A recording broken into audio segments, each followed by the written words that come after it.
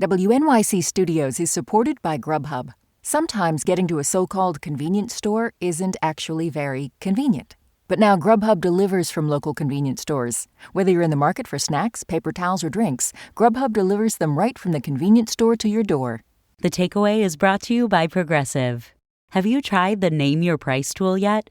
It works just the way it sounds. You tell Progressive how much you want to pay for car insurance, and they'll show you coverage options that fit your budget. It's easy to start a quote, and you'll be able to find a rate that works for you. It's just one of the many ways you can save with Progressive. Get your quote today at Progressive.com and see why 4 out of 5 new auto customers recommend Progressive. Progressive Casualty Insurance Company and Affiliates. Price and coverage match limited by state law. I'm Melissa Harris Perry, and you're listening to The Takeaway. According to the United Nations Refugee Agency, since Russia invaded Ukraine last week, more than 1 million Ukrainians have fled to neighboring countries, and the number will continue to grow. The overwhelming majority of these refugees are women and children. I spoke with Ambassador Melanne, who's executive director of the Georgetown Institute for Women, Peace, and Security. She served as the first ambassador for global women's issues under President Barack Obama.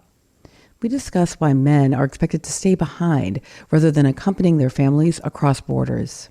It's because of the tremendous need now that is occurring in Ukraine.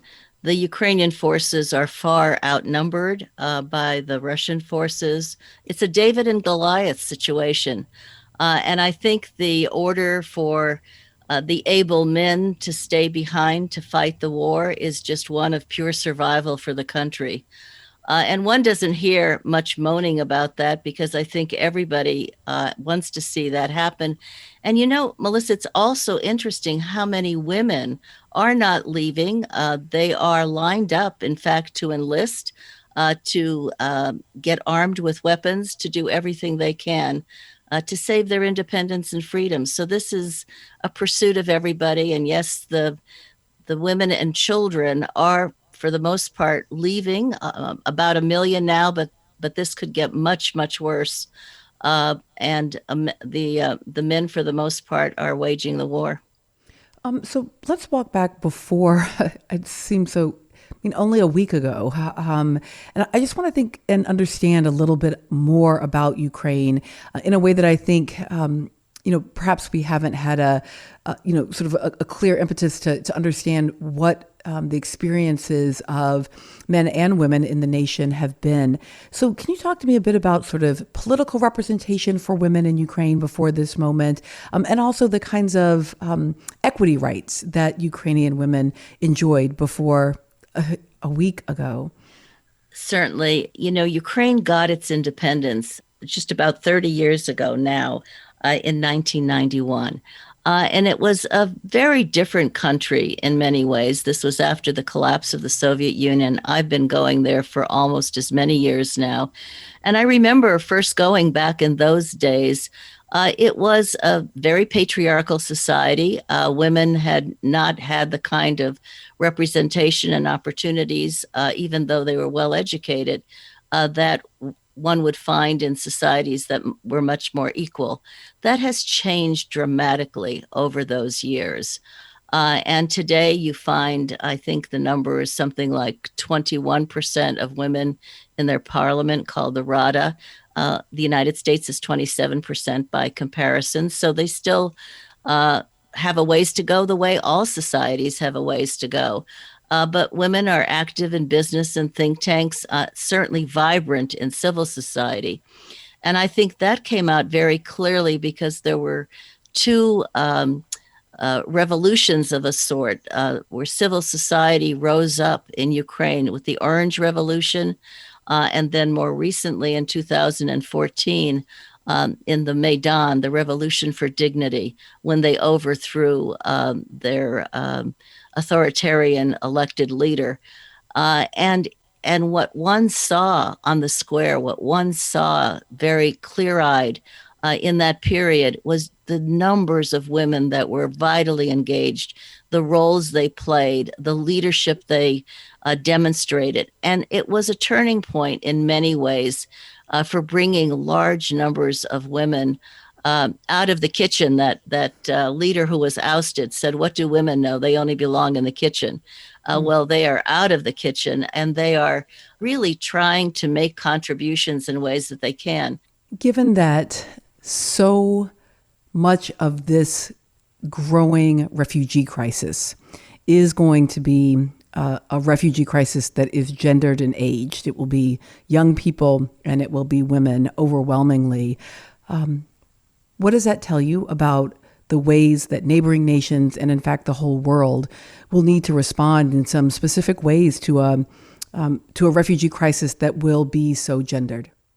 Conflict does disproportionately affect women and children. They are certainly among the most innocent, but they bear the heaviest burden. And you see this around the world where wars have demonstrated their ugliness in all of its ways. And certainly this is already a humanitarian crisis, humanitarian both in getting the resources people need to survive in Ukraine during the war, and humanitarian in terms of the large numbers of people who are crossing over into other countries. And the needs of women and children are going to be very paramount, obviously. We don't know how this is going to turn out. We don't know what the situation is going to be in the days and weeks ahead. But we already know we have a humanitarian crisis. And what that demonstrates is going to be all of the needs that come with that in terms of caring for the people who are bearing the biggest burden. In these kinds of circumstances, it is ensuring that people have what they need to survive. But in time, it will also mean ensuring that women play an active role in relief and recovery. Women are not just mere victims. In these kinds of circumstances, their contributions are absolutely critical. What those contributions will be in the days and weeks ahead remains to be seen. But I think, yes, they are disproportionately impacted, but also they are going to be critical in the future of Ukraine, as they have been. We've talked at least a little bit on here on the takeaway about the intersections here of race and European identity, and both in the ways that we are covering and in some ways also the way that the world and certainly European nations are responding, for example, to the influx of refugees. And I'm wondering if if you have expectations of Ukrainian women, mothers, and their children encountering anything different on the world stage than, for example, Syrian or Afghan refugees have encountered. The Afghanistan situation has been horrific with the Taliban takeover, and we've been working to evacuate women from there and obviously to enable those who remain behind to have the kinds of efforts that they need to be making to still play a role in their society. And I think what you see and what's been commented on is, Europe is Ukraine, is smack in the heart of Europe. And people are Europeans are identifying with Ukrainians as they would identify with their own fellow citizens in whatever countries they are in.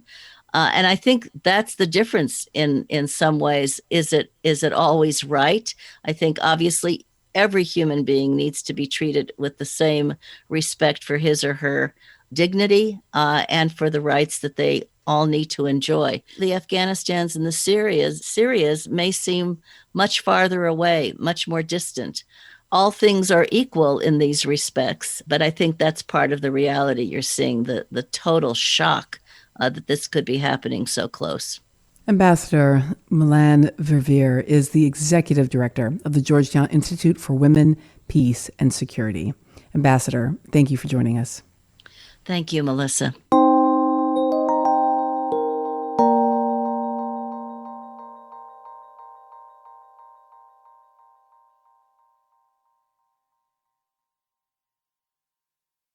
WNYC Studios is supported by Grubhub. Sometimes getting to a so-called convenience store isn't actually very convenient. But now Grubhub delivers from local convenience stores. Whether you're in the market for snacks, paper towels, or drinks, Grubhub delivers them right from the convenience store to your door. It's delivery, it's convenience, it's deliverience. Or just call it Grubhub.